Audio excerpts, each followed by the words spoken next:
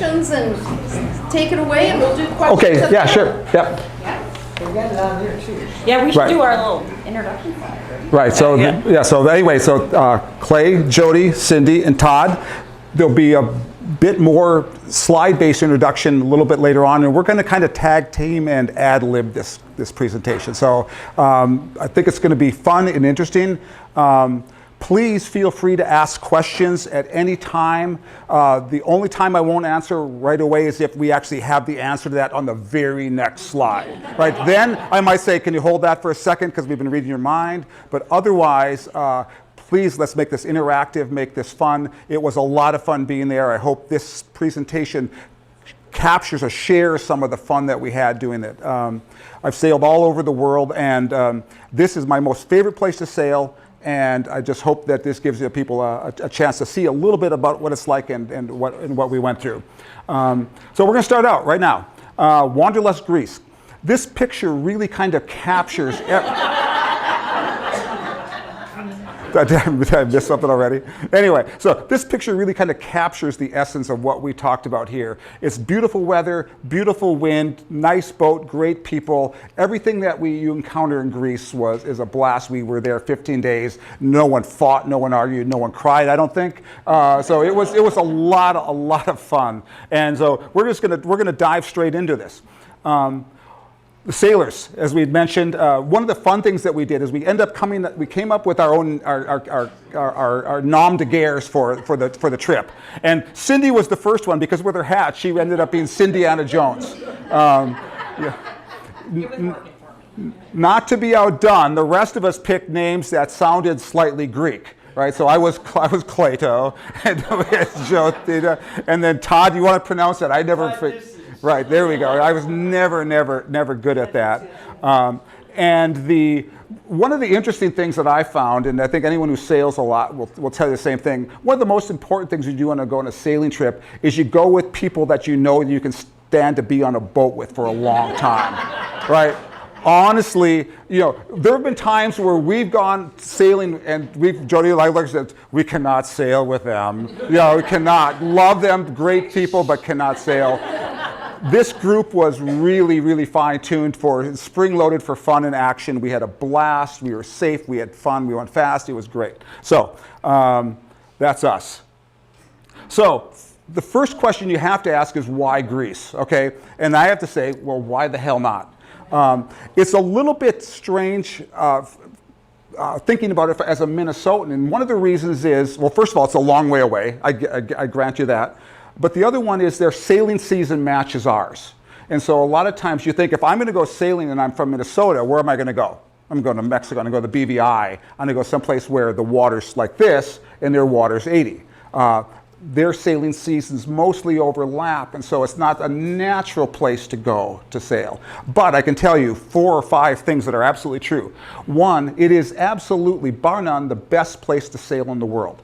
The water, well, I'll go through all the things here. I have a list here. But really the sailing and the quality and the reliability of the wind is the first one. We had 15 to 25 knots every day we were there. It just blew consistently, hard, strong, fast. We had an absolute blast. The weather was clear.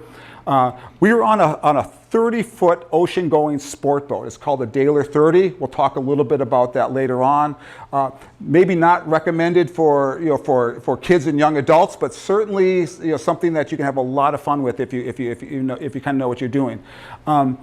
Greece is really kind of one of the world's neatest countries. And not just the country, the geography. It's basically an island country, which is almost half of it's an archipelago.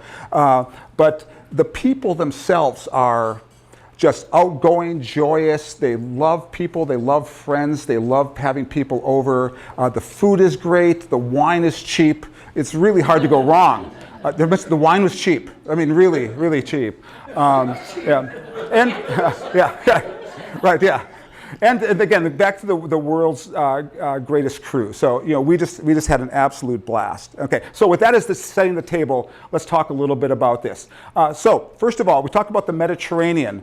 So the Mediterranean is a sea, obviously, but it's a big sea. It's 2,100 nautical miles across. That constitutes an Atlantic crossing in most people's book. That's if you go from the Gran Canaria over to the windwards. That's 2,100 miles. That's the same distance from Gibraltar over to Syria. But where we were was in this area right over here. So this is the Greek peninsula, and this is the area right here, and this is the Aegean, and this is the Cyclad Islands, and this is where we were sailing. If I zoom in a little bit more, you get this. And this also gives you a sense of our sailing distances. And so if you're familiar with what would constitute a normal day sail or a sail while you're cruising, for a short one, sorry, let me back up. A short one in this area the short one is like 22 nautical miles. Sometimes you're doing 30, 40, 50 miles of open ocean sailing. So you have to be prepared for that. The good news is that people have been sailing there a long time. A lot of it's point-to-point navigation, and if you just stay ahead of the boat and stay ahead of yourself, everyone's going to be fine. One of the reasons they named this the Cyclades is that the center island here, the Mykonos, there's a small island next to it called Delos, and I'll let Todd talk about that, a little bit about the history and the importance of that island to the Greeks. You want to do that later? Yeah, well, because we go there. Okay, then we'll talk about it later. But it was really the idea that there's a ring of islands around that, and to give you another sense of perspective, this is Athens. This is Santorini. That's about 150 nautical miles, right? And so that's a fairly large playground to be sailing in. All of these islands, interestingly enough, the one thing to think about also is that about 10% of Greece's population lives in the islands, and they treat boats as roads. And so when you're sailing, there's freighters and ferries going everywhere because all the stuff on these islands has to get there somehow, and it gets there on a boat. And so you see the ferries, and you run across these boats all the time. Sometimes you get a little closer than you want to. If you can hear the mechanicals and the motor, probably a little close. We'll talk about that. We'll talk about that. Yeah, just ask us. Yeah, we've been there. We had an interesting encounter with a Russian. We did. We had a couple. Sometimes I think they don't want to turn because they'll have to go note that in their logbook. So they'd rather see how long they'll let you go before you decide that you don't want to get run over. So yeah, that's the nature of it. Want to talk a little bit about wind, because wind there's nothing more important, frankly, to sailors than wind. Well, water, I suppose, right? Water, wind, but wind is really. Have you ever been who's been on a sailing charter or a sailing when there's been no wind, right? So you can see them up at Bayfield all the time. Flat glass water, main up, straight behind the boat, and they're motoring, through glass-like water. It's not a good way to spend $1,000. And so we didn't have that problem. If you're familiar with the Beaufort scale, this is the way that they keep, they categorize wind speeds. Most of the speeds that we saw wind on a daily basis anywhere was between what they call force 4 and force 5 at the low end, and then force 6 and 7 at the high end. And 17 to 27 knots was basically how we lived every day. We'd wake up and that's what we'd have. And you'd have to figure out how to deal with that, either being less or being more. You can see that when you get that type of breeze, you're talking 10-foot waves on the open ocean. It's something you have to take into consideration as to what you're going to do. And one of the reasons for it is that the Mediterranean is basically designed to generate wind. And they've been sailing there before recorded history, so they actually name their winds. You have the Mistral in France, the Bora coming down from the former Yugoslavia down to Croatia now, and then the famous Meltemi in Greece and Turkey. And the reason this happens is we have cold air that's generated up here. This is very similar, like if you sailed in San Francisco, it's the exact same thing. You have cold air generated in the mountains, you have hot Africa, and then the wind just tears down across the Mediterranean, especially in the summer. Makes for very reliable sailing. To give you an idea, has anyone ever heard of a windrose? It's a mechanism to know what the wind speeds are going to be over a period of time. This is the windrose for the month of July. And let's take this area right here in the middle of the Aegean. What this 4 means that 4 days in July, on average, there's no wind, only 4. 45% of the wind blows out of the north at force 5, 17 to 21 knots, and 35% out of the northwest. And so that's just a lot of wind all the time. And so we'll talk a little bit later on about how we manage that and make sure that we stayed safe during this whole process, because it can get uncontrollable if you're not careful. Okay, finally, I get a chance to sit down and have a little bit of something to drink. We want to talk a little bit about the food, and I think was Cindy? Okay, perfect. Okay. That's really good to hear. I will say that everywhere we went, if you use the laser pointer and pointed our Greek salad, the giant hunk of feta cheese just came on every Greek salad, and it became like our staple. And we came home and we started making Greek salads, and now I no longer buy the broken up Greek salad cheese. You know, it was just amazing. The best thing about the food is that everywhere you went, I think COVID impacted the whole world, and they were so happy to have tourists. They're kind of fighting for you to come into their restaurant, you know, giving you samples and offerings of food. The fish was literally coming out of the sea, head and all. I just can't say enough. People were out there with their menus, out there, you know, enticing you into their restaurant. And I will say, the funny thing is, I think our very most expensive meal for 4 of us was our meat tray night. This was a ginormous platter of meat. I think there was a fish and a potato and maybe several bottles of wine. And we ended up kind of keeping track of what was our most expensive meal.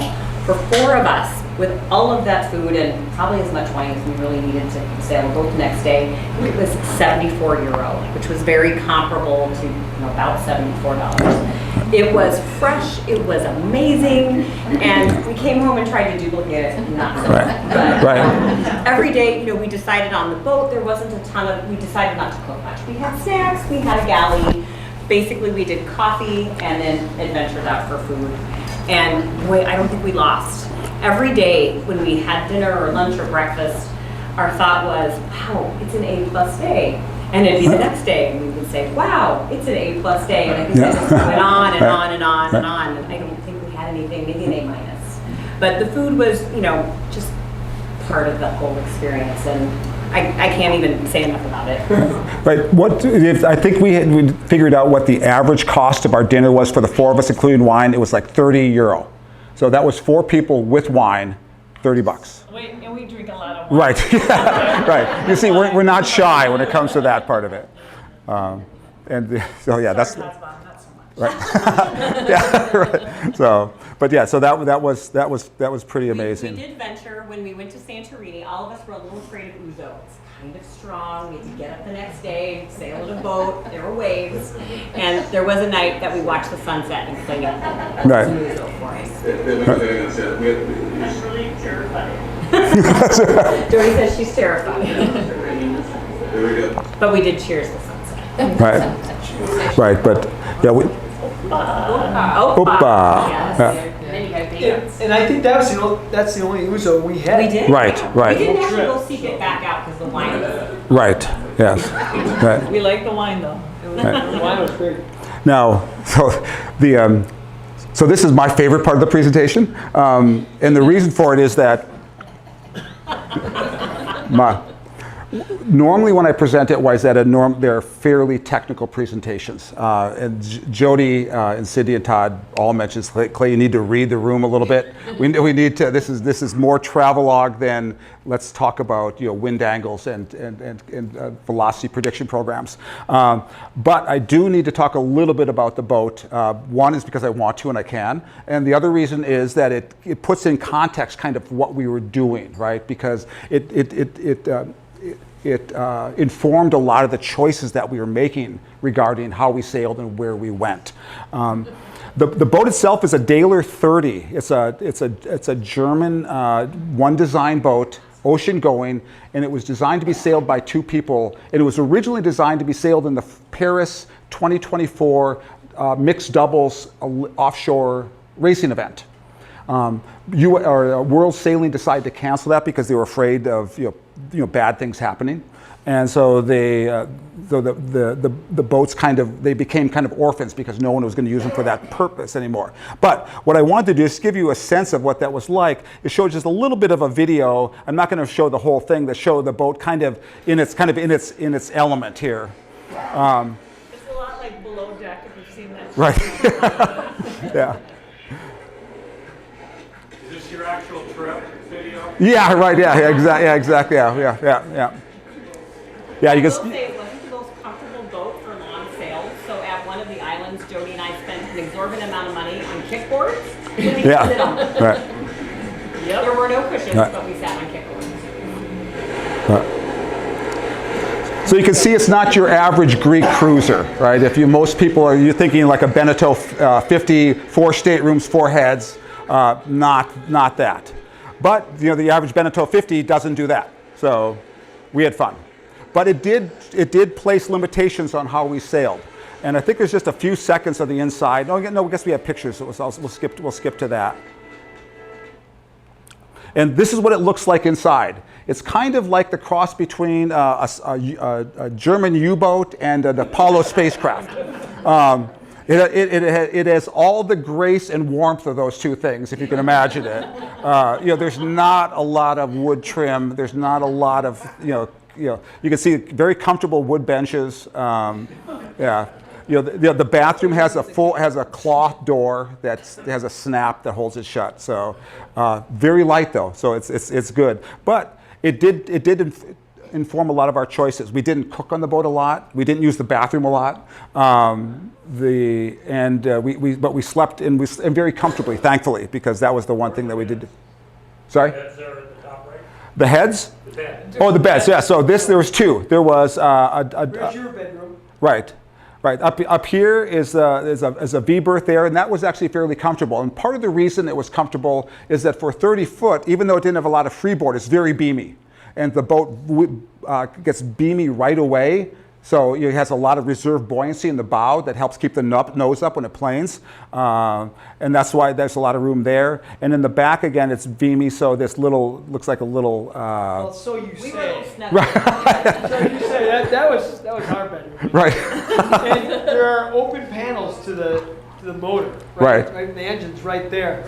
But it was actually comfortable. I did 3 trips to the Boundary Waters last year, so I'm used to camping. This is kind of boat camping. But Right. It was comfortable. That's that's a good term for it, is boat camping. And here's a joke.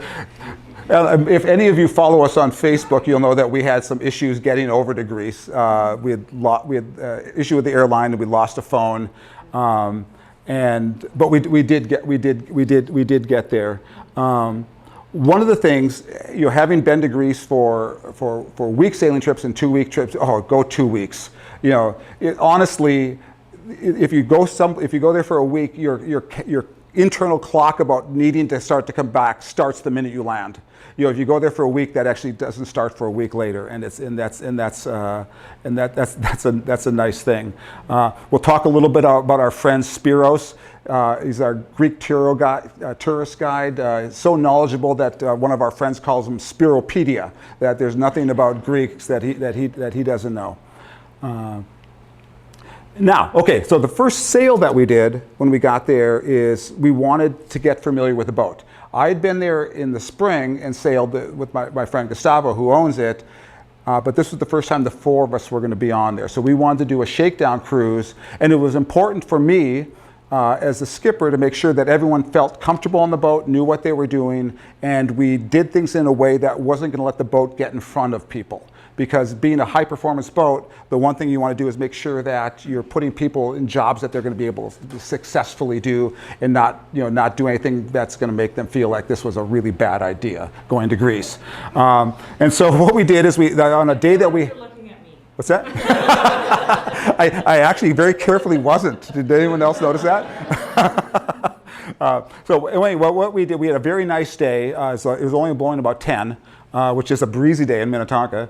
And this is one of the apps that we use. We talked this a little bit later about the importance of having good situational awareness when you're sailing in places that you may have never been or haven't been in a while. And there are a lot of really good applications now that help you develop that situational awareness. But we ended up starting from our marina, which is here, and it shows all these little boats in purple. We ended up sailing down and to this point here, which is the Temple of Poseidon is right here. So imagine that. As a landmark, there's an actual Greek ancient temple that basically turn left at the temple is not an uncommon thing to hear.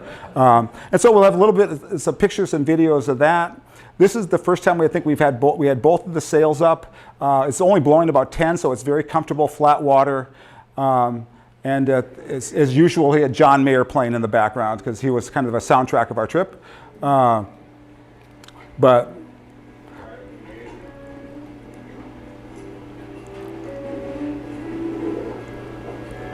What did you have for navigation electronics? sorry? What did you have for navigation electronics? Okay, so on the boat had a B&G Zeus plotter, which had Navionics Platinum charting. I used two different apps. Use iSailor, and then also use Time Zero iBoat as navigation apps. But the other thing too, and this is a great point someone brought up earlier, I'm a big believer in the most important thing you have on the boat when you're sailing like this is your eyes, right? All the navigation apps in the world won't help you if you don't know when you're not looking where you're going. And so, Chart regularly? what's that? You chart regularly? I don't paper chart. Part of the reason on this boat it would be impractical. But we did maintain a log, but we didn't paper chart. And part of the reason is that we're never out of sight of land, so we're never navigating. We're actually piloting, right? And so it's from that point on, it's like we set an angle to where we're going to go, and we just rum line it there for the most part. And it's fairly, so that's fairly straightforward. But I'll talk a little bit more about some of the apps we use a little bit later on. And this is the approach as we ended up sailing all the way down to the point. Temple, just sitting there. Apparently Lord Byron sailed by, actually got shipwrecked. We'll talk about shipwrecks a little bit later on, and carved his name in the thing. So crazy enough. The other thing you'll see here is in the lee of this, there's a bay back here, and any given day you go there, there'll be 5 to 20 boats just kind of camped out there. Mostly because the channel that you saw there funnels wind down, and that's just a really nice place to just sit and anchor and go for a swim. Plus, where else can you do that and look up and see the Temple of Poseidon, right? Nowhere. So that was cool. And then, we're back at the marina. That's a new slide. I didn't see that one. Okay. The other interesting thing about the marina that we were at, it's called the Olympic Marina. It used to be a boatyard. Now it's a marina. And there are actual, honest to goodness, super yachts there. I mean, like if we talked about below deck, I mean, like that boat would not look out of place there. I mean, there's like this one right here. It's that scale and quality of a facility, and that was nice because it made it very comfortable for us while we were there. I don't think there was anything else I was going to say about that slide there. What's that? The Aegean is next, is that right? Sorry? There's no video. Okay, gotcha. Right. Okay. Oh, right, the Aegean. So I'm going to do this part really quickly. One of the things that happened there, and the reason the boat was there is a friend of mine bought it as a charter boat to charter to the teams that were going to do the Olympic gold medal double-handed sailing event. And when that got canceled, that's why he ended up selling it. But last year, it did this race that starts in the marina called the Aegean 600. It's another one of these 600-mile open ocean races, very similar in length to the Fastnet, very similar to the Bermuda race, to the Sydney Hobart. All these races are about 600 nautical miles, and they have one in the Western Aegean now. Like I said, last year the boat did it, and they tried really hard to get us to sail it this year. It's like, I mean, really hard. They would waive the entry fee. They were going to waive the late fee. Fortunately, cooler heads prevailed. We didn't do it. But I wanted to. right, but yeah. The 600 miles on that boat would have been no one's idea of fun. Trust me, that did not sound like fun. But you know, the good part about it is they put together some really nice promotional videos, and the course they laid out is really designed to go through all the really picturesque parts of the Aegean. So I'm just let this run for a little bit. But there it is right there. So that's the Daler 600 from the year, or the Daler 30 from the year before. Sorry, right there again.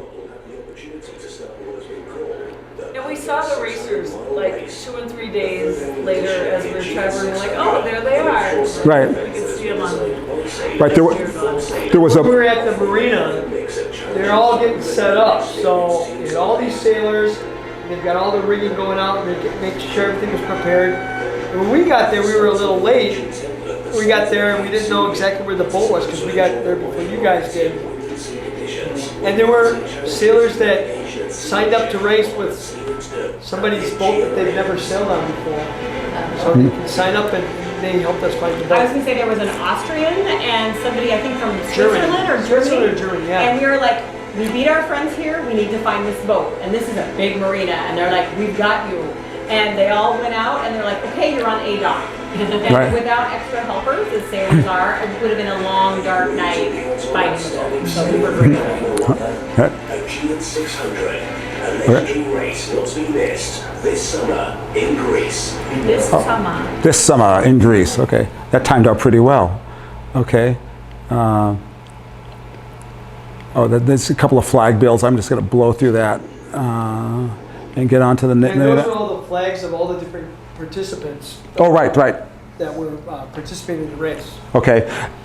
One of the things we did, and so I'm the kind of person, I'm very spontaneous. Jody will attest to that. You know, I would do a trip like this, and I would just put my credit card and my passport and my phone in my back pocket, and we're out the door.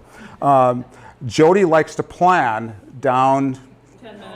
Right, down to, right. And I said, we need to find common ground here, okay? Because I admit that my plan's not great, but we cannot plan sailing trips down to that level. But so we did come up with a great compromise, and one of the things we did is we put down the list of places we wanted to go, and we all wrote down 2 things that we had to do in order for the trip to be memorable. And if we did those things, then we were going to be fine. And one of the things that we all had put on is that we wanted to go to the Parthenon, the Acropolis. You know, I'd been to Athens a bunch of times, but I'd never actually been there. And so I said, this is one of the things we were going to do. And, you know, and Todd, being a geographer and an historian, kind of put our plan together for what we were going to do for our one day in Athens. And so I'll let you talk to that. Yeah. So here we are. This is so the Acropolis is the big mound, and there are a bunch of other temples. The Parthenon is right here. This is all dedicated to Athena. So Athens is named after Athena. It was going to go. Who was going to be the patron god or goddess of Athens, and it was going to be between Poseidon and Athena. And Athena went out. So this is dedicated to her. Go ahead and go to the next one. I think we had a video here. This is coming through the main gate, and I thought this was just kind of cool because you come through, you know, all these tourists are coming through, and you've got the columns that are rising up, and then you just come around the corner, and all of a sudden, boom, there's the Parthenon. And it just, I mean, we took there's over 2,000 photos and videos. And I use my iPhone 11 Pro Max is what I had. And that's all I had. And it was one of the things that I was thinking about. Should I bring a better camera, but trying to pack everything? It ended up being great. What did you have? Did you just have your phone too? I had just my iPhone, yeah. As well. Everybody had their iPhone. So. No, I didn't. Oh, you did not. Right. That's right. My phone was living its best life in Paris. So this is a great trip. And we went and did, after this, as we walked around, we went to the Archaeological Museum of Athens. And there's, I mean, you could spend days in that place looking at all the different artwork that's there. It's really quite amazing. And plus we had some good food in town too. Just walking through the streets and find a little cafe on the street underneath some trees. It was beautiful. I think There's a couple more. Yeah, that's a couple other temples to Athena that were smaller ones that were in there. How big is that? Oh, 1 gazillion. it was. I think it was. I think it was about 2 million. I think is what it was. The one thing that I wasn't prepared for is like when you're walking up those stairs and you knew that it was the Parthenon was going to be there. Even though you knew it was going to be there, it just still kind of takes your breath away. It's just one of those iconic things that you just like once you see it, it's like, wow. It's just.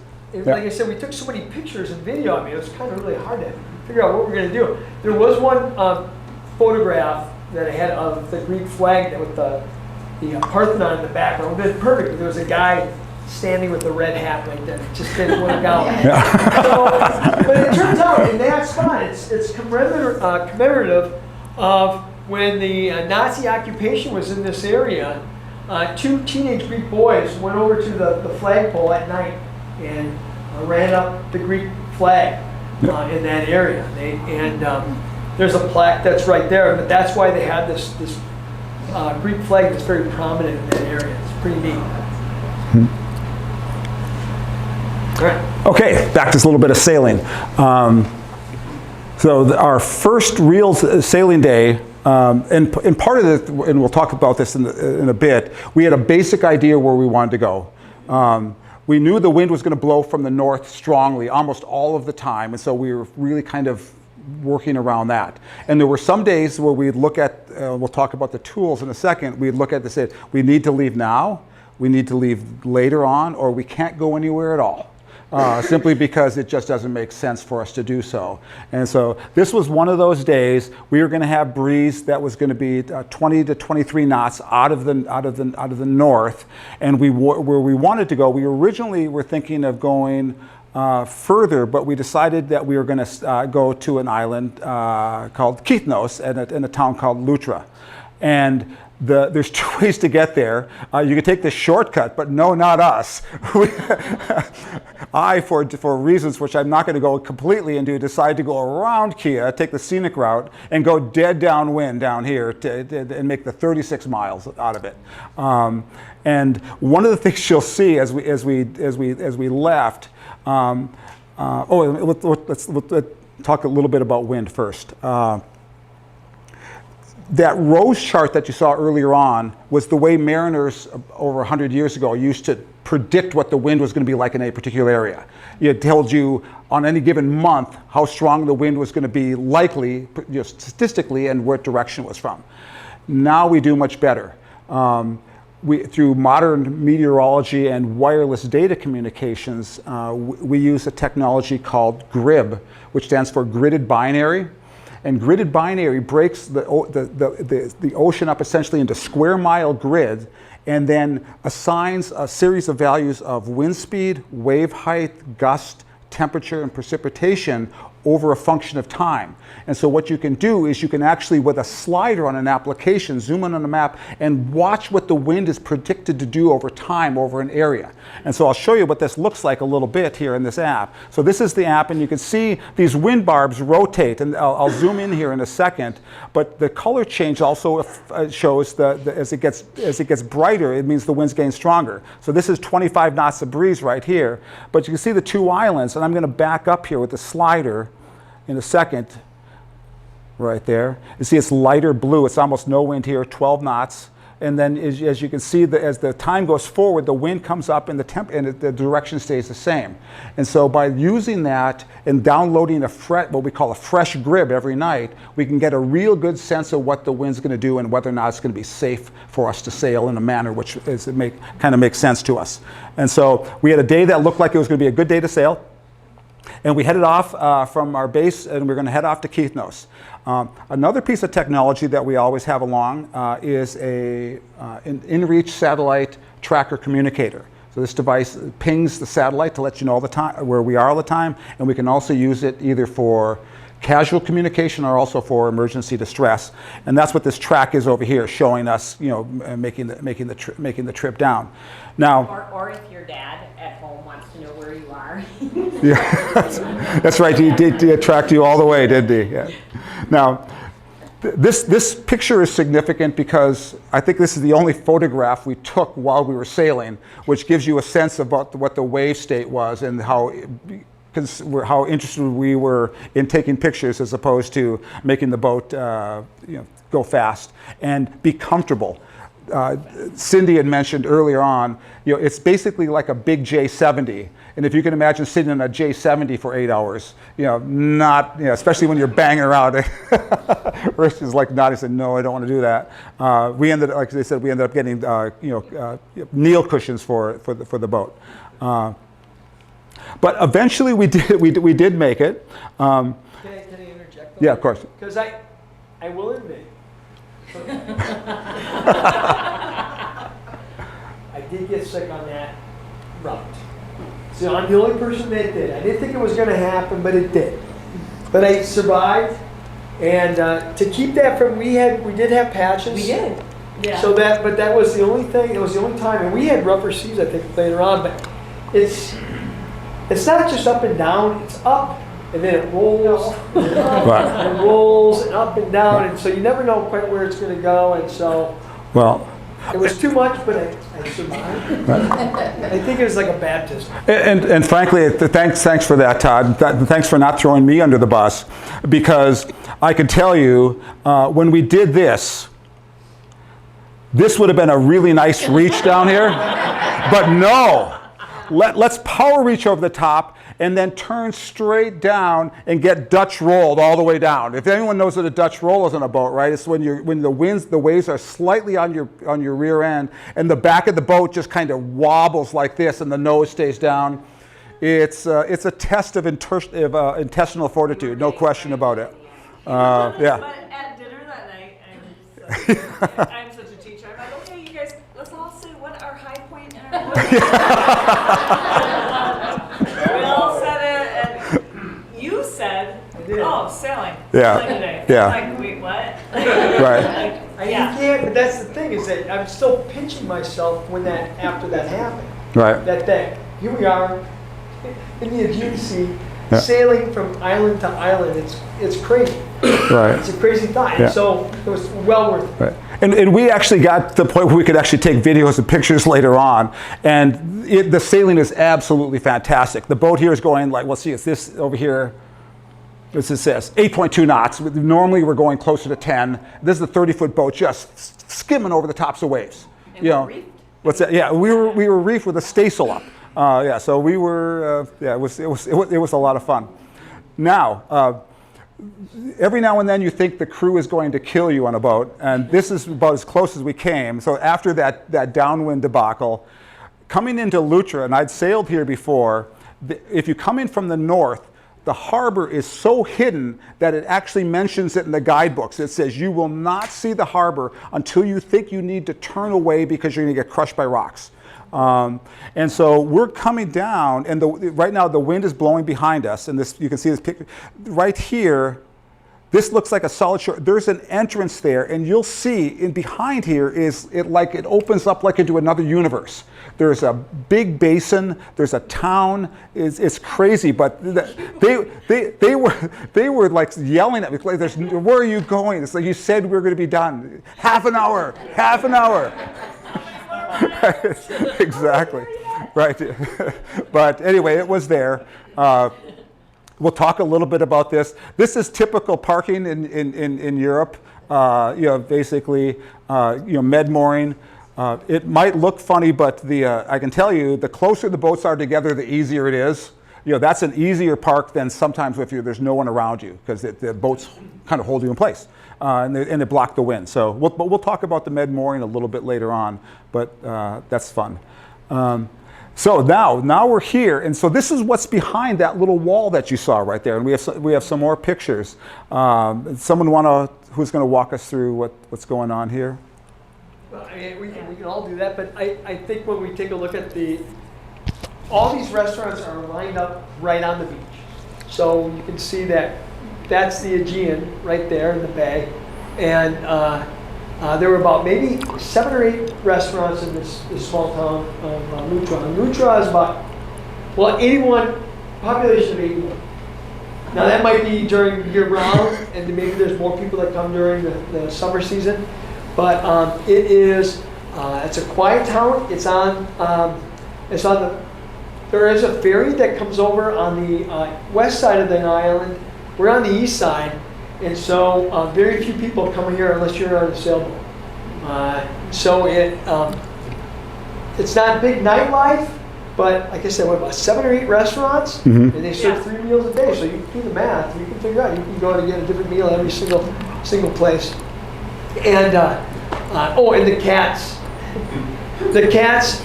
Cats are all over the place. So and the people there at the restaurants don't mind. The cats are walking by and begging for food, and never a problem. We did have a couple jump on the boat. Yeah, right. Yes, Yeah. Better cats than rats. Right, cats or rats. That's what you always watch out for. That's right. Yeah.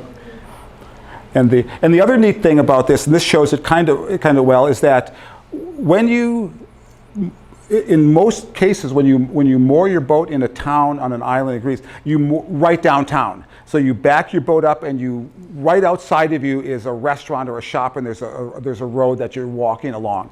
And if it's not there, what you'll have is a slight sandy beach, short beach, and then they'll set tables up right there as well. And so the boat, boating both from a recreational standpoint and from a tourist and also from just people living is so ingrained in Greek culture that it's just completely second nature. It's like jumping in a car for them. They more often jump in a boat than they do in a car. And as Cindy said and Todd said, they're very, very welcoming. It's interesting. When you're in this town, there's like 8 boats. So there's maybe 50 people there that are not native. Everyone else is just Greeks just going about their business. And so you just go into a store, and it could be the dentist, or it could be a shopkeeper, and they're just happy to see you. So were there docking fees and reservations required, or that's the best question ever. For the most part, most things in Greece, it's organized chaos, right? They say that there's a docking fee, but they usually don't collect it. Sometimes they do. Sometimes it's not what they say. Sometimes they want exact change. Sometimes they don't. In this particular town, there was a harbor master, and there was also dock police. It's interesting in Greece. The dock police is like our state trooper in Minnesota. They're a professional cop. They're all business. Apparently they're very attractive. At least that's what the lady said. And one of them's name was Adonis. Can you believe that? Right? It's like Adonis. He has to be making that up. But a lot of times you can just go back into the dock, and if they come and ask for money, you pay them, and if they don't, they don't. Normally it's about €10 in the town like that. If you anchor, it's free. This is completely different, by the way, if everyone has plans to go to Croatia. Croatia, they treat sailors like ATMs. A sailor can't walk by a local without them wanting money for something. Anchoring, for instance, in a harbor, they'll charge you, but not in Greece, which is very cool. And we'll talk about this a little bit later. The only marina that actually has a reservation system is Mykonos. Everywhere else, it's first come, first serve, and it's actually an interesting time for us to talk about that, because we talked about the boat. Very limited capabilities on the boat in terms of cooking, sanitation, recreation. We had an inflatable dinghy, so we weren't going to do much. So it was always important that we found a place for the boat on a wall and didn't have to anchor. And so that was one of the reasons I was always worried about, can we get there in time and will we have a place on the wall so we don't have to anchor? And we managed to pull that off, so that was fun. Then the next day, we had Best cappuccino I've ever had in my life, on the daily. We stumbled off the boat. I'm like, oh, let's just grab. No, we had to go to the restroom, and there was like the marina. And then all of a sudden, we're in the restaurant. It's all 10 o'clock in the morning. I'm like, I'm still wearing my pajamas. We're in the restaurant. Right, and that's just a function of like, in this picture, our boat's just back over here, and we just walked around. This is basically a little promenade that walks around that yacht, around the harbor basin. And so you could stop in half a dozen restaurants and just stop and have a coffee. And again, like a lot of the southern Mediterranean, they don't have a real tense sense of time. You could stay all day if you wanted to and just sip on one cup of coffee. They would find that quite enjoyable. And so, breakfasts were a lot of fun. But we had bigger plans for that day, and we'll talk about but a couple of shots first. Go ahead, Todd. You want to I was go? going to say a little boat. Right. Yeah. Can So- you find us? Right. Where's Waldo? Right. Yeah. So Wedged in there. we're that little shark-like thing sticking in there. Although I have to tell you, it got everybody's attention. It's like sailors would walk down and they would just stop and stare at it. First because it's cool, then they couldn't believe we came on that. That was probably the bigger thing that we actually Yeah, I thought we were going to lose the girls to some guys on a big catamaran in Athens when they found out that the four of us would be sleeping on that boat. They thought there was a better possibility for everyone there, and then we did some exploring. But this is just another shot of the town in that basin. And so when we came down, we came around this point, and this is what you saw was that point, and that this kind of hid the town, and you just couldn't see it until you got close. And then we had an adventure. Todd, you want to? This is a castle. So yeah, you look inside what's to do around here. And there's a castle.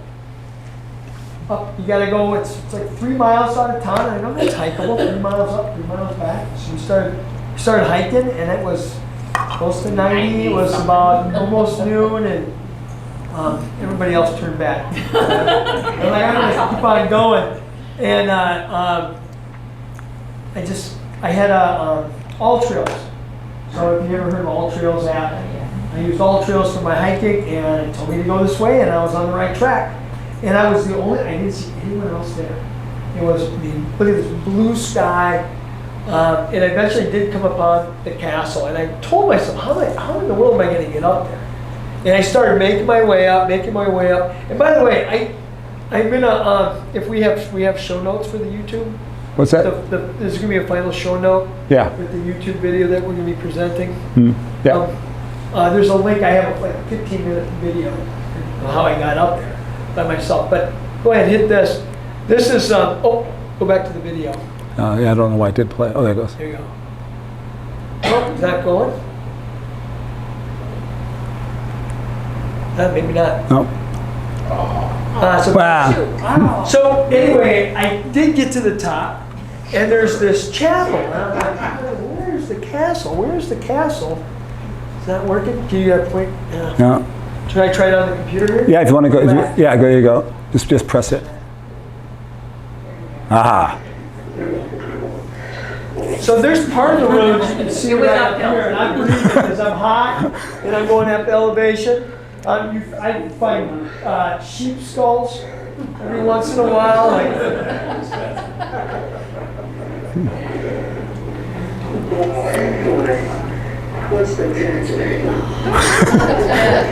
He's talking to himself. Yeah, by myself. You could break an ankle any place.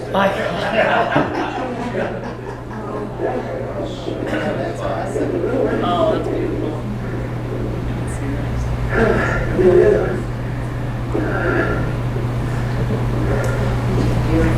Yeah, so go ahead to the next one.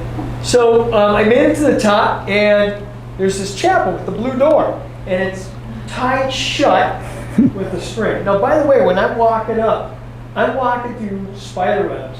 So I'm like, nobody else has been here because the spiders are making the webs at night. I didn't think anybody was there. I untied the string, and I went inside. And this ended up, I didn't know this at the time when I was there, but this is the castle.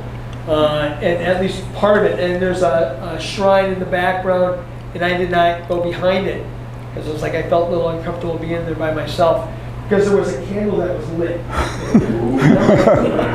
This is something in here, but how do you can't tie yourself right, inside. So I didn't know. I'm like, I don't know what's going on. I'm by myself. I'm a nice guy, but you know, I wasn't Greek, so I headed out. This was built around about mid-15th century, and the Greeks were building it because of the Turks, and they're going back and forth with the Turks on this. Supposedly, this area had a city. About 5,000 people lived here at one time for protection. And in some of the other photographs and videos that I have, it's up on a peninsula, and it overlooks the northern or northwestern part of the island. So it's got a great vantage point. Supposedly, it had never been conquered before at all. So Until Todd. well, until I was there, yeah. But it was quite an amazing. I think it was a real treat because it wasn't something that I had planned on doing. It just was kind of impromptu. Oh, there's a castle over there. What? 3 miles? I can do that. And it was a lot of fun. It was great to explore. Great day too. Okay, so talk a little bit about the dreaded Medmore. If you ever plan on sailing in Europe, it's pretty much the way they park boats. You have to kind of wrap your head around it. And it's very simple in theory. You go in stern to and with an anchor out or laid lines. Where things get interesting is when you have to do this in the wind with 100 people watching, because 100 people will be watching, and they'll be grading you. Sometimes you'll see little scorecards come out. The only thing I can tell people is that it's very analogous to parallel parking. That practice helps a lot. And so does being good at being a sailboat driver. It's a good story is that if you're going to teach parallel parking to someone who's been driving for a month or 10 years, who's going to pick it up quicker? The person who's been driving for 10 years, right? Just because they understand the nuances of boat handling. It's the same thing there, but it's one of those things that you have to do. You know, like I said, you can watch all the videos in the world, but there's no substitute for practice. If anyone's ever interested, I'm more than to share, some hard won experience. But for the most part, you just got to go try it. The simple fact is that everyone has to do the same thing, so it's not like it's you're the only person in the world that ever has to go through it. But that's the way all the boats are parked, unless you anchor, is stern to like that. Well, I was doing, this is the first time I was doing it. So you're talking about those new drivers? That was me. And we're backing up, and so he's backing up, and he just tells me to drop that front anchor. And I drop it, and then you just kind of snag it in, and then you just kind of coast right in. Oh, but I have to explain something now, because who here has sailed like on a boat like 35, 40 feet longer with an anchor with a windlass? People have done that? Okay. This boat doesn't have any of that. When I told Todd to get ready to go deploy the anchor, he had to go into a locker, grab this big bag with a 30-pound anchor, chain, rope, and drag it up to the front of the boat where there's no cleats for a line, and then throw it off, and then feed it out under my command. So he was basically a human-powered windlass. And this was not easy to do when it was breezy, so I appreciate that. That was not... what's that? You did it. No, yeah. No. So whenever you have to be able to get to the sidewall there, you have to get on the shore. So if you don't have a plank that lays across there, how do you get across? Oh, so we bring our own plank. So we have a passerelle on the boat that we lay and we tie it to the stanchions. Then What I noticed is if you forget to have one of those, bad. you stand, Okay, good jump. you stand on the ropes until you get close, and then you jump off. Yeah, right. Yeah. No, Preferred to have them. Yeah, it's a good idea. The bigger boats actually have them that are mechanical, that go down in hydraulic. So that's but not us. So we use the. We did learn to take it off when we left, because that's how the cats were getting. Right, yeah. So you pick them up to keep the cats or the rats off. Yeah, honestly, yeah, if you leave that out at night, you'll wake up and there'll be cats all over your boat. All over your boat. Yeah. They're very nice. Yeah, friendly. How are you? Right. Okay, so let's do some more sailing. So now we're going to head over to Syros, and again, the night before, which in this particular jaunt, straight across, slightly south of east. Let me go back here. So slightly south of east, 22 nautical miles, but the wind was supposed to be really big the next day. Right, so we broke out we downloaded a new grid, looked at the forecast, and it was supposed to be building to 30 knots around 11 o'clock in the morning. And so we said we didn't want anything to do with that, so we're going to leave early. So we actually got up before dawn. We were actually underway before dawn and heading out because that way we would sail in. I think we started out in about 12 and finished in about 20, which was actually a really nice sail. And so when we started out, that was our scene looking out toward as the sun was coming up. We'd already been out underway here for probably about 20 minutes before we got to this point right here, and the breeze was still quite down. One thing you'll notice on the deck, and this is funny, this is our shower. It was supposed to be our shower. It was there for the entire trip. We never ended up using it. The last day I wanted to use it, and the strap had broken. It had gone into the sea. So we had lost it. We're go back next summer. Right. We did shower. Yeah, right. I didn't use that. Right. Let's be clear about that. The other thing is that obviously the Med is salt water. It's very salty. Probably the saltiest. Especially the Eastern Mediterranean is very salty.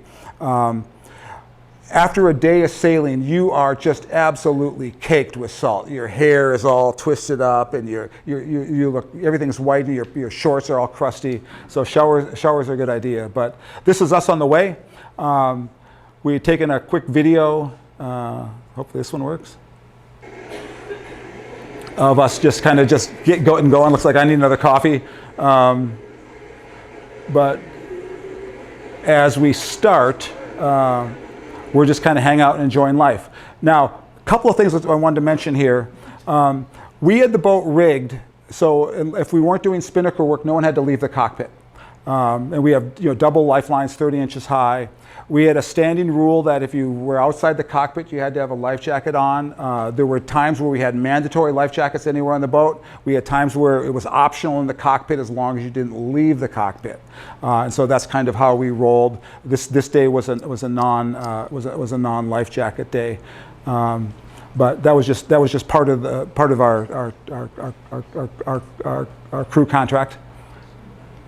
And then, as we headed over, we had using another application. This is the iSailor application. Just constantly, trying to see what time we were going to get there. This is where we're located. We have a bearing circle that shows us with a course of 98 degrees and 15 and a half nautical miles to the harbor entrance. Just trying to keep track of us.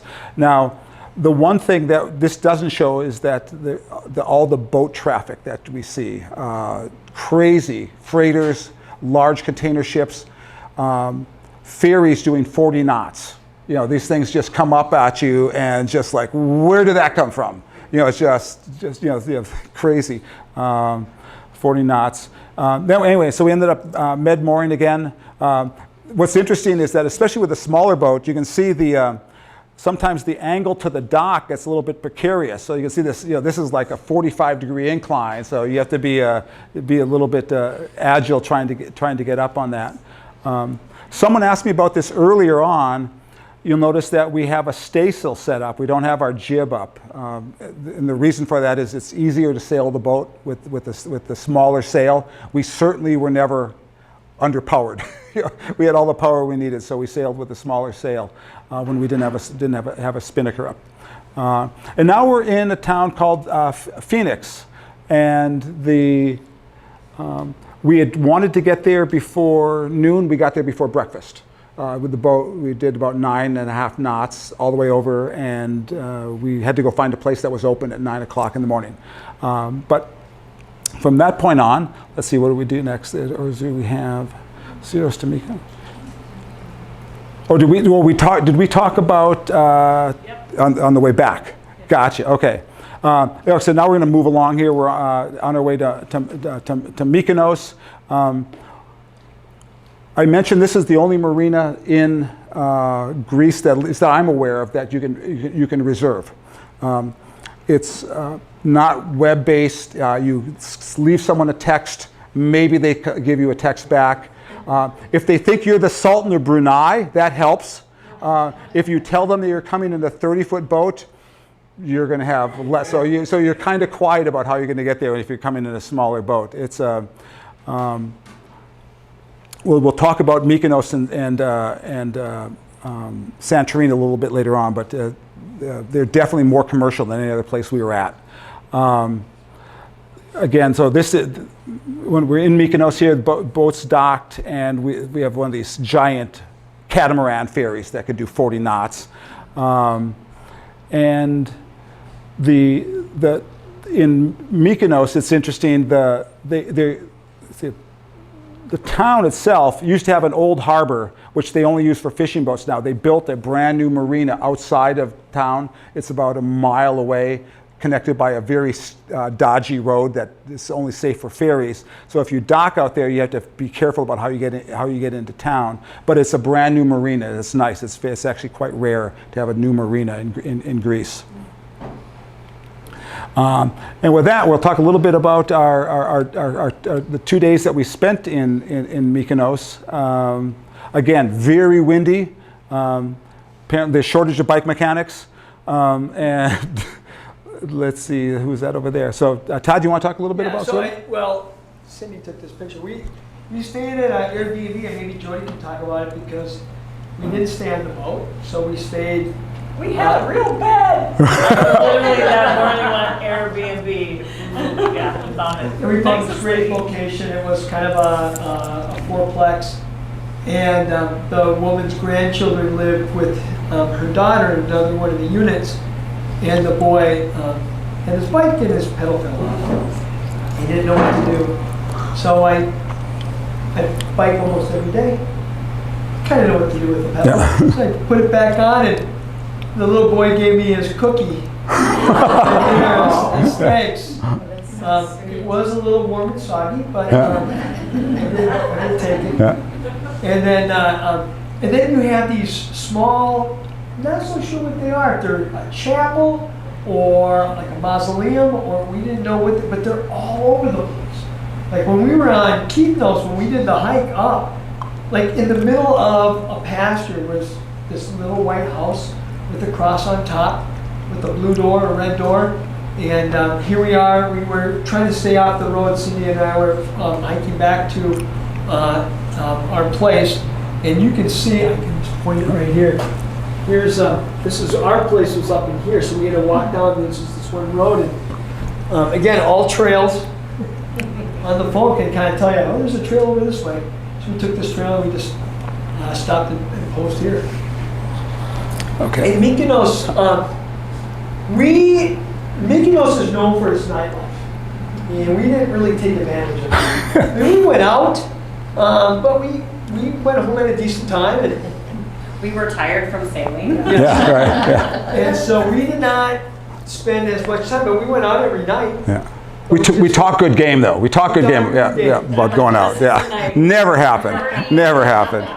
Never happened. And then this, here's the Kapari Beach in Mykonos, which is kind of this enclave of this little small bay.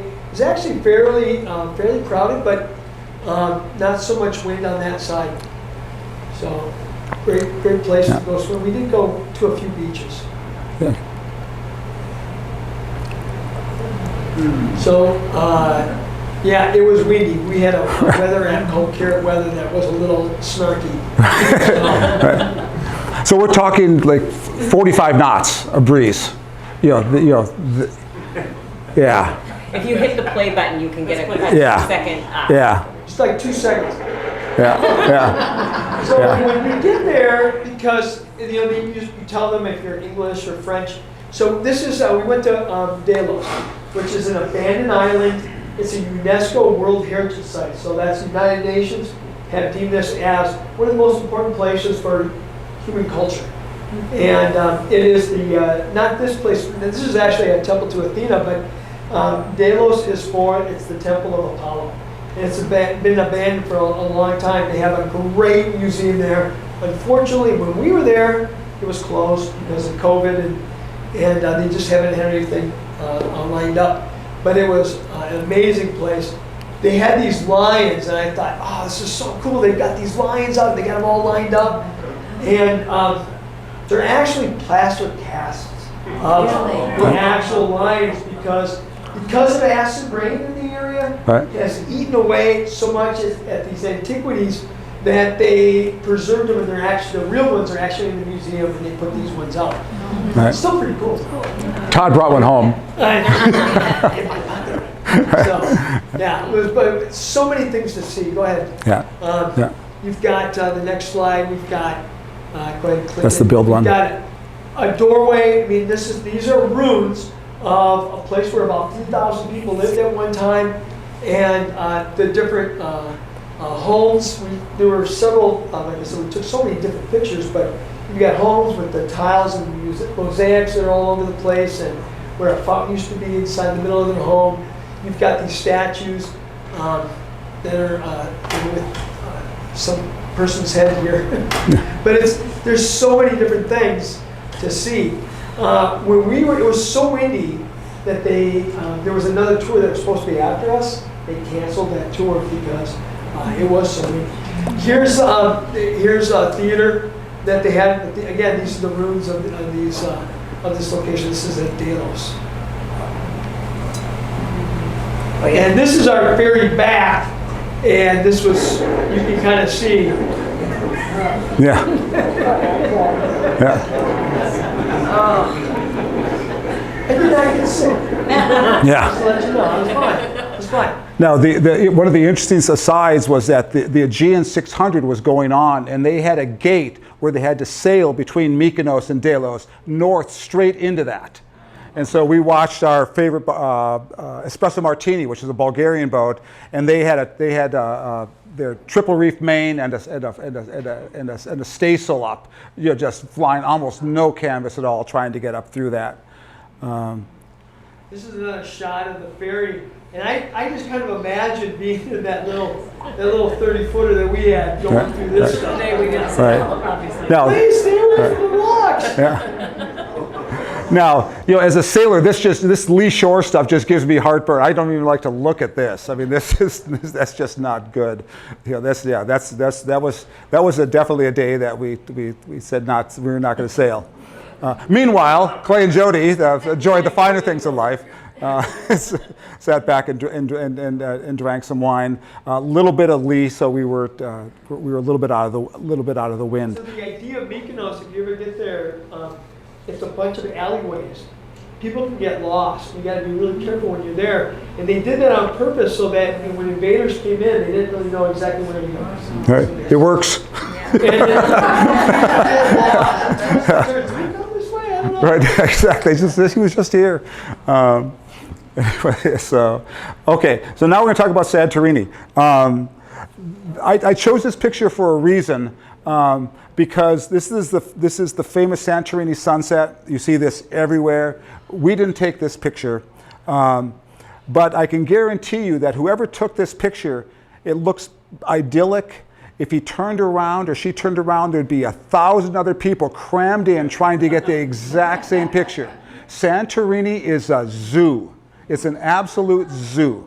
It's just packed full of people, especially in the high season. It's great to go, but man, 99% of the people you run into are not Greek. The ones that say they are actually not. They're Russian, trying to take your money. And the Greeks will even say that. And you really have to be take Santorini kind of on your own terms, and we did, because again we had through the marvels of Jody's Airbnb skills, we had a fabulous place to stay for a couple of days. Oh, one other thing I want to talk about: shipwrecks. No sailing speech can be complete without shipwrecks. A lot of boats sail around Greece. A lot of shipwrecks. A couple of notable ones. HMS Britannic. Anyone know who this is the sister ship of? The Titanic. That's right. This is the sister ship, the Titanic. Didn't fare very well. It hit a mine during World War I. Just going to Turkey to fight. They were fighting the Ottoman there. The good news is perfectly flat water, middle of the day. They were going in, not out. So there was only military crew on board. No loss of life. So that's why you don't know about it as much. This one's a little bit more recent. The Sea Diamond hit a reef in Santorini in the caldera and sank while people were drinking their white wine, watching it go down. They're sitting up here watching this boat sink. 15 years ago. That's kind of crazy. And then even closer, this was on Keithnos, the island we were at last summer. This boat, interestingly named the 007, decides to stray onto a rock and ends badly. So, yeah, shipwrecks, real peril. Okay, but back to Santorini. This is our Joe, Cindy. I'll let you guys dive into this. This is our place. This is our place. I took the picture of the door, and I took both of these, and I sent them to a buddy of mine in Minnesota, and then I FaceTimed him, and he goes, "Wait a second, I thought that was a stock photo. This is actually, you walk up, look out the door, and you're like, whoa, look at this." Right. But it's kind of like I kind of attuned to a Dr. Seuss village. It's got these staircases all over the place in different directions. You never know where you're going to go. We actually got lost. Right. That was after We had to use Find My Yeah, that was after the use of. Yeah, we had an air tag on our one of our pieces of luggage, and we were able to kind of figure out our way back It was dark. to where we were at. It's kind of crazy. Yeah.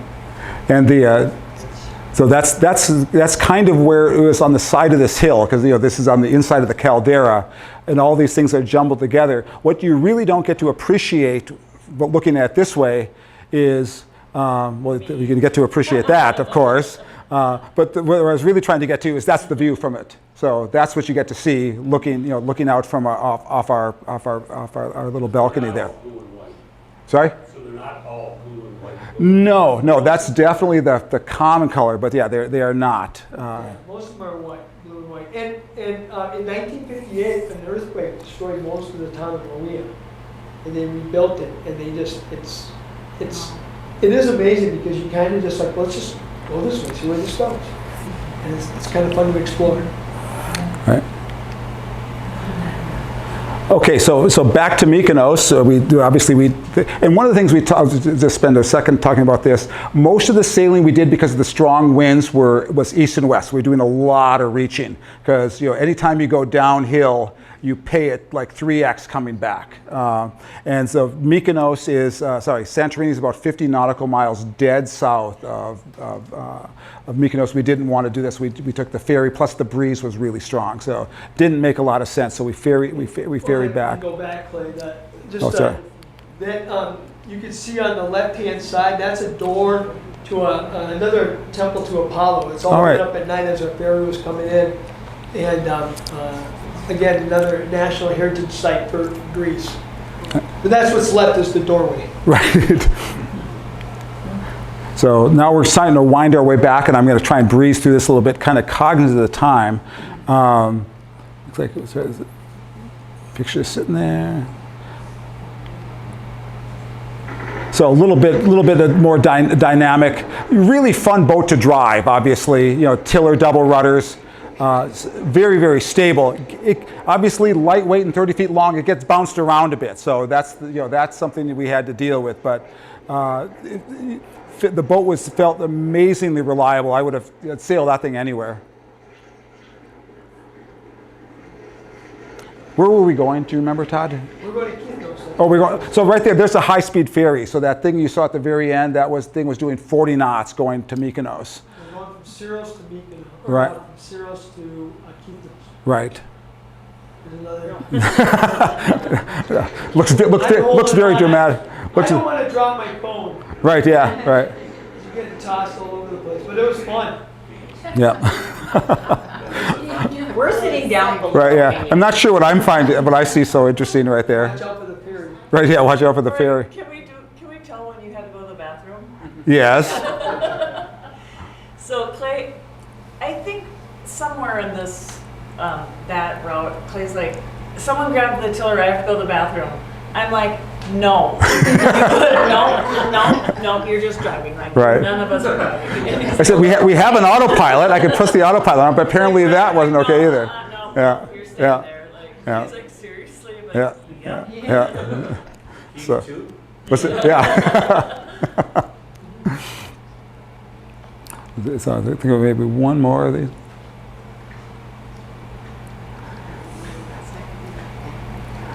I think I muted the sound on this just because there was so much wind and it's that wind distortion. Any interest in fish? Sorry? Fish? Yeah. Fish? Not as We many. didn't see Remember any once I was dolphins or throwing the porpoise or- Right.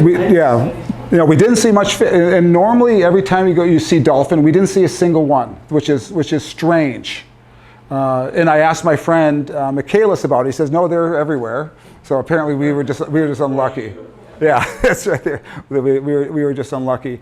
You saw when you saw the boat earlier, you could see the keel. The water's very, very clear. So normally when they're round, the first thing you can actually hear them because they're clicking when they're nearby you, and then you can look down and you can usually see if they're less than 10 feet below you, you can see them swimming alongside of you. So, sorry. Yeah, they'll ride like up on the bow wave, so they'll sit right underneath the bow, right, to just kind of just motor away. So. Do any diving? What's that? Do any diving? No. Oh, but people do it there. There is some diving, because sponge diving was a big thing. I'm not aware of there being a lot of really diveable reefs in the sense of like what the Caribbean has, but people do. I know that they do. I think if they're kind of really into diving, and then also some of the wrecks too as well. That small town that we were at in Lutra, Iquitos, they did have some charter divers going out and checking out some dives. I don't know if they were doing wrecks or not, but that was a possibility. And we did bring snorkels and masks, but we only used them once. So I was like that again, trying to pack as much as we could. And that might have been a little bit too much. Right. Yeah, it's funny. We have a list of things that we should have brought but didn't need, and glad we brought. And so it's kind of interesting. It's an interesting mental exercise to go through. And then here we are. I think we're back at. It looks like back at Keithnos. And we decided we love this place so much. Keithnos was our favorite. Mykonos and Santorini, we love those places as well, but they're so busy. This is so laid back, just relaxing. Kind of do things at your own. We didn't talk about the beach sets there either. The beach was amazing. Right. So the beach sets there, they have actually a natural hot spring. So there's kind of this culvert, and hot water comes in, and then they have a pile of rocks, so things kind of pool, and it kind of leaches out into the sea. But it's a natural hot spring that's right there, and it's one of the few places in this area in Cyclades that have that type of hot spring. Yeah, the spring is really cool. Just real quick, things that if you go, and you can ask me about this later, like a lot of European the Greeks are suckers for fancy documentation. Bring everything you got. If it's got your name on it, it's pretty nice and laminated, bring it. Because it'll impress someone, it'll probably keep you out of trouble. So, international sailing certificates. The first time I chartered in Greece, I didn't have a sailing license. He says, what do you have? I said, well, I've got my US sailing card. He goes, bring that. Sure enough, not a problem. I was not convinced, but it worked. But yeah, definitely ID up. It helps. If any questions, you can ask me about that later on. Insurance, there's that kind of way. I mean, when you rent the boat, what about insurance? Sorry, ask again. What about insurance? Oh, so normally obviously the charterer will have insurance for the boat. When you rent a boat in a foreign country, you're dealing with two things. You're dealing with the legality of you sailing there, just as a judicial matter, and then whether or not they want you to take their boat. which is a private matter between you and them. In Greece, foreigners are supposed to have sailing licenses, and whatever the charter you can do to satisfy him, usually like a sailing resume, a sailing license will help a lot, but usually the combination of those two things will get it done. The thing that you have to remember, and this scared me once, is that the harbor police, the harbor master is actually a policeman. So like they says, bring your documents to the harbor master. Like, crap, you have to show all my stuff to a cop. And that's what you do, but they are basically pretty chill, but at the end of the day, you never know what you're gonna get. So that's about all I can say about that. And then the last day on in, we decided to go anchor at the Temple of Poseidon. So we took the boat down, and like we were before. You can notice in that picture, we're wearing our life jackets. Yeah. Because it was the last day was, yeah. We had a couple of other plans that where we were going to go. This one was the only one that actually sounded like it was going to work. The other ones were like, no, that's just really doesn't sound very sound. And so we decided to not do that. And this is the leg we almost got ran over by a ferry, or not a ferry, but a steamship. And yeah, so sorry, we did occasionally see other boats. This one on a much nicer point of sail, sailing just as Genoa up, heading downbound.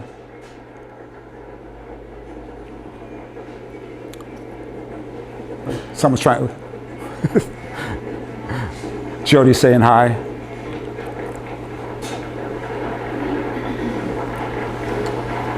By the way, you see a lot of that, especially in strong breeze with just the head sail up. If you're going downwind like that, the boat's probably doing close to hull speed. Why put anything else up? All the center of effort's way out in front of the boat, so it works well. Or then, yeah, so a little bit more rock and roll. Then you can see the point to where the Temple of Poseidon, you can see on the point is up here. Yeah. But yeah, so yeah, that was our day right there. I mean, just yeah. Oh, you notice the shower's gone. I didn't notice that until just then. 2 weeks the thing's there, and then we lose it on the last day. And then Todd's going to go for a swim underneath the Temple of Poseidon. There's Temple of Poseidon up at the top. Yeah.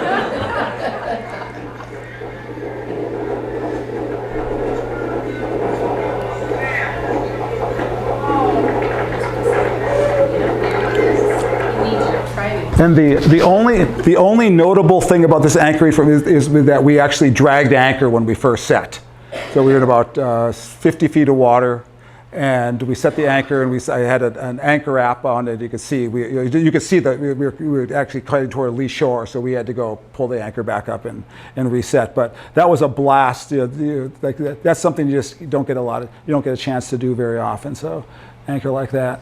Then our last supper out. Dinner.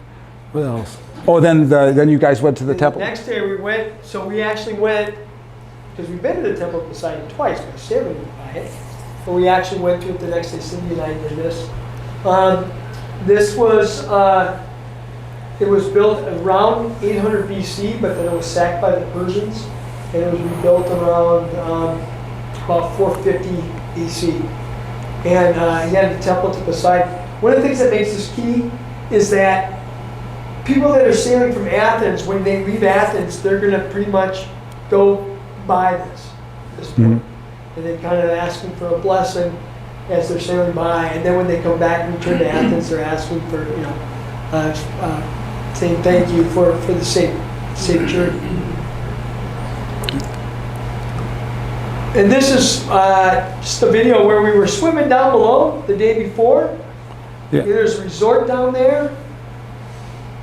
And then you can see there's the marina, that's where our home base is, way in the distance there. Over here. And then there's the Temple of Poseidon. Yeah. Amazing. Okay, starting to wind down here a little bit.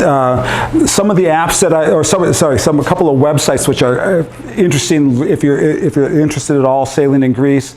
One of them, the Sailing Issues. It's a great one. Obviously, Noonsite. If you're a sailing, a cruising sailor, you'll know Noonsite. That's a very well-known source of very topical, timely information. And then my friend Michaelis charters boats like that. I get nothing from this at all, but that's a great place to charter cool boats in Greece. How much for 2 weeks? Sorry? Can we ask what the charter was for 2 weeks? Oh, so that boat is owned by a friend of mine, Right. and so I actually went over there in April to help him buy it, and then so he basically just made it available to us. So it wasn't. Oh. Have you chartered before? Yeah. What's that? If someone was chartering, have you done it before? Oh, that for 2 weeks, that boat was probably be about $6,000. That's what I'm going to guess. Just a complete swag. And then a couple of other things. The apps we talked about, the 2 navigation apps I use. iSailor, more for pure navigation. It also does AIS, which is really nice.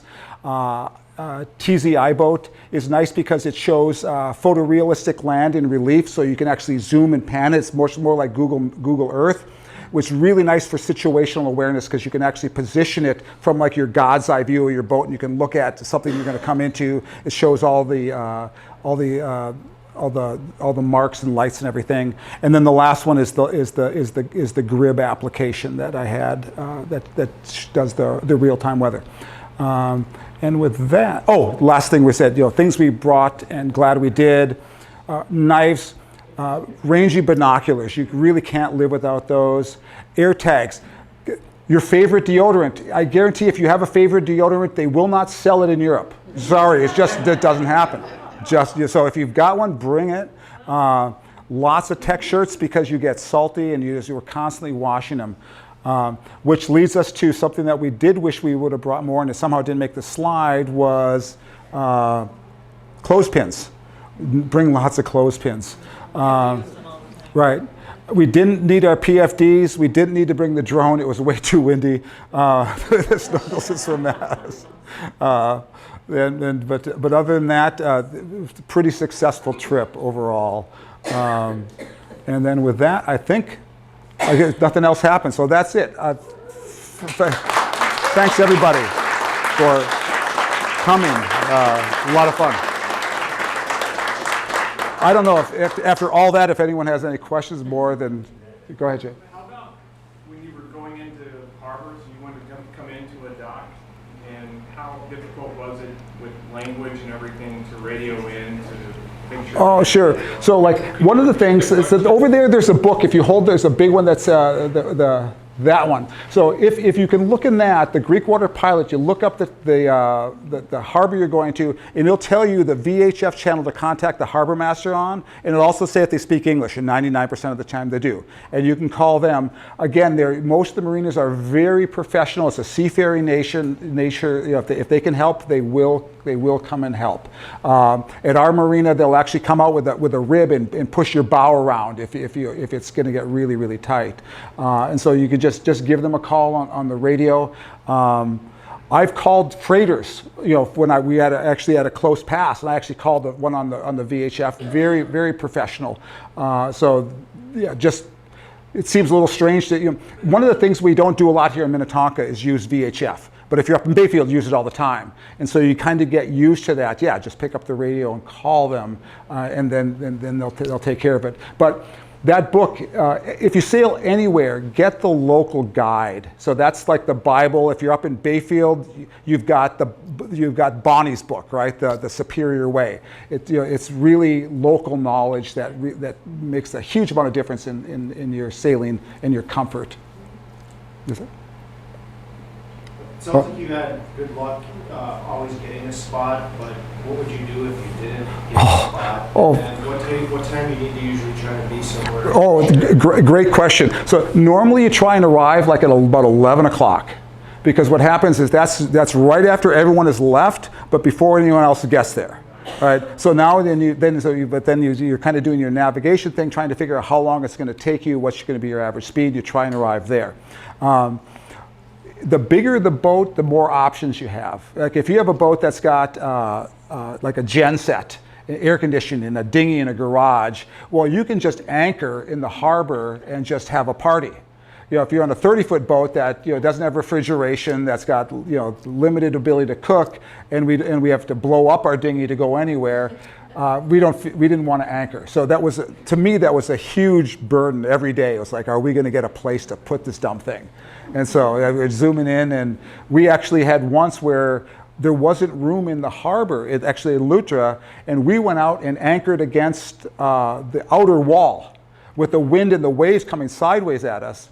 And you can always tell when someone doesn't want to help, doesn't want you next to you, because they don't come out and help. So these two people were just sitting there on their catamarans. Oh, they don't want us here. But we needed to dock, and then immediately the harbor master called us on the radio and says, there's a boat that's leaving. Why don't you just undo that? So we had to take it back up, and we went inside and got a spot. But we were lucky on this trip that we found a place every time we went. But yeah, I did not want to spend the night on the anchor. And on the submarinas that require only one night, I mean, that you can't stay longer than one night? Well, it's interesting because the only marina that takes reservations was in Mykonos, and then you could tell them how long you want to stay, and then they will negotiate that with you.